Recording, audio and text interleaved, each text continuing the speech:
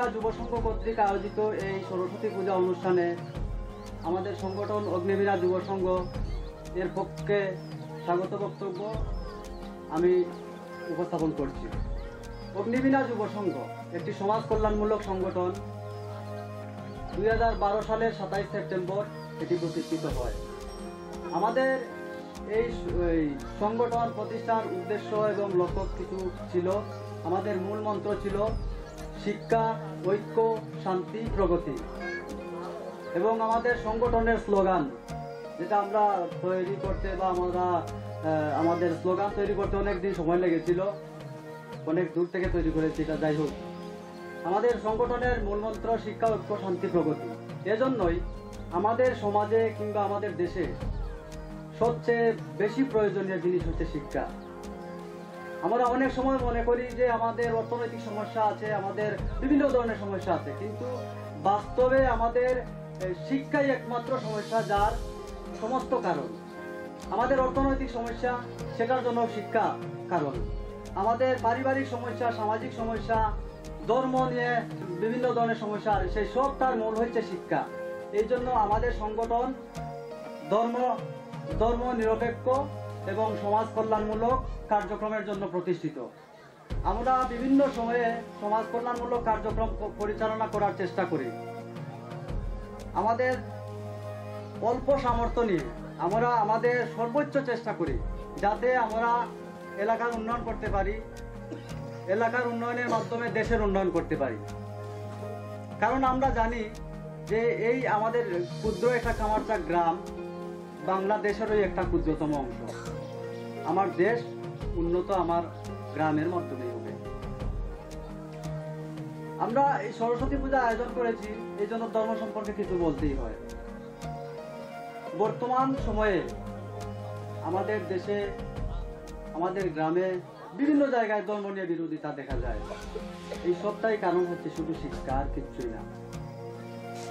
পরম করুণাময় আল্লাহ তাআলা বলেন, বা পরম করুণাময় পরমেশ্বর ভগবান শ্রীকৃষ্ণই বলেন, উনারা মানুষের মঙ্গলের জন্যই জীবজগৎ বা স্রষ্টা হিসেবে সৃষ্টি করেছেন।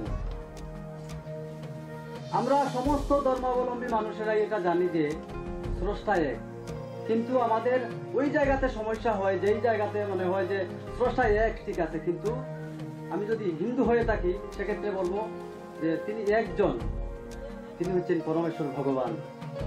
আবার আমি যদি ইসলাম ধর্মাবলম্বী কেউ হয়ে থাকি তাইলে আমি বলবো সৃষ্টিকর্তা একজন, কিন্তু তিনি হচ্ছেন আমার পরম করুণাময় আল্লাহ তাআলা। আমরা এটাই এই কথাগুলোর মধ্যে এটাই বুঝতে পারি যে স্রষ্টা একজন, আমরা সবাই ওই একই স্রষ্টার সৃষ্ট।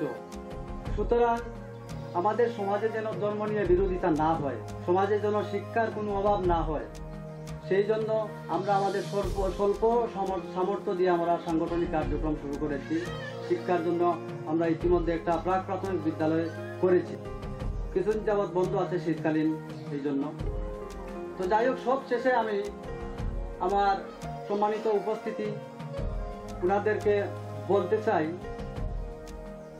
যে আমরা যুব সমাজ,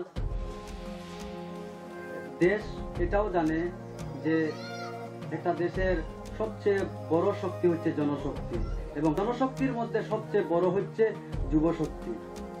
আমরা যুব সমাজ ভবিষ্যতে আমরাও প্রবীণ হয়ে যাব।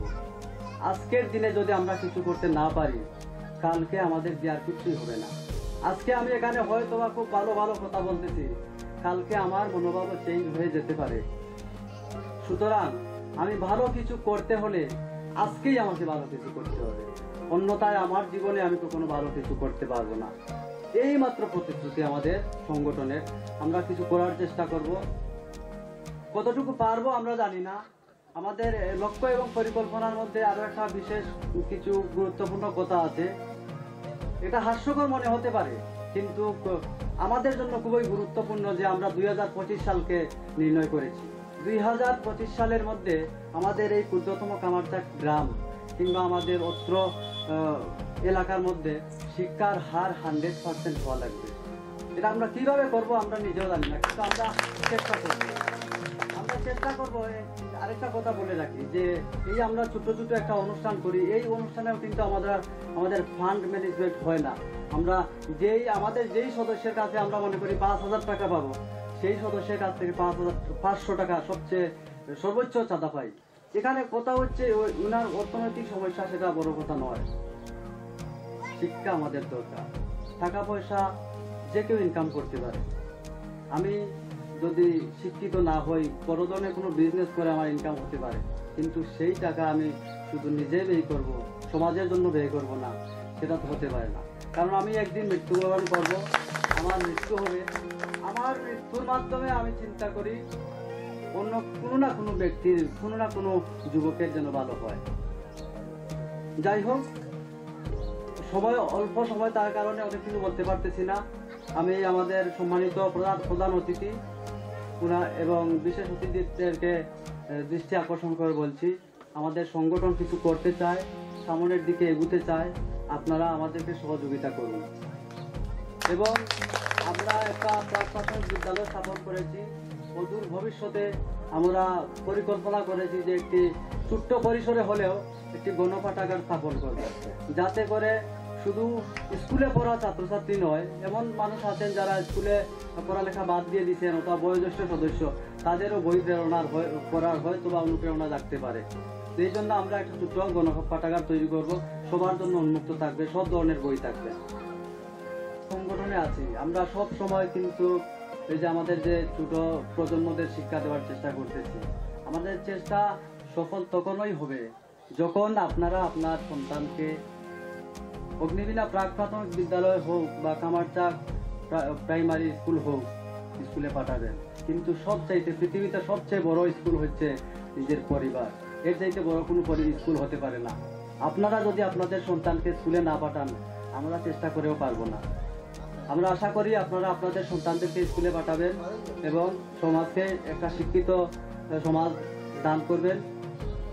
এবং এই আমাদের দেশে শিক্ষার ক্ষেত্রে অনেক সময় দেখা যায় একজন পিতার যদি 2টা সন্তান থাকে, একটা ছেলে একটা মেয়ে, সেখানে মেয়ের পড়ালেখা বেশি হয় না।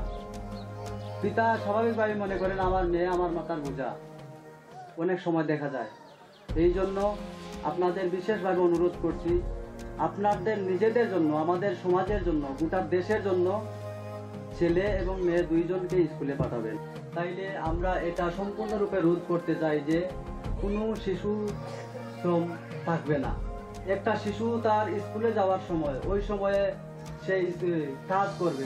একটা বাল্যবিবাহ হচ্ছে, সেটা পিতা যদি মনে করেন যে আমার মাথার বোঝা হয়ে গেছে মেয়ে, সেটা কিন্তু উনি শুধু উনারই ক্ষতি করতেছেন না, আমাদের ক্ষতি করতেছেন। উনিও আমাদের দেশের অনেক বড় কিছু হতে পারতেন, যাকে বাল্যবিবাহ দেওয়া হয়েছে।